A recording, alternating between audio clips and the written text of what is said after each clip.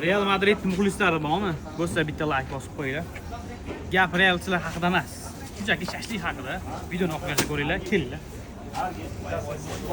Yaran bu qiymalar nima deyapti, ani qarang. O'zida sho'rvasi tekin. Biz sho'rvasining ichiga shundoq qilib beramiz, a. Hozirgi kunda ko'pchilik dastlabki bizlar juda ko'p odam shashlik yeydi. Yangiyo'l dehqon bozorida, Yangiyo'l o'zida hamma tez kelsin, tayyor yo'qmi, chalasi yo'qmi deydi. Bizdan to'g'ri tushuninglar. Bizda mayda-chuyda taqib qurishashlik yo'q. Bizda faqat katta shashlik va hammasi sizlar uchun faqat zakazdan pishadi. Ya'ni sizlar buyurtma qilasizlar, biz sizlarga qo'yib, pishirib beramiz.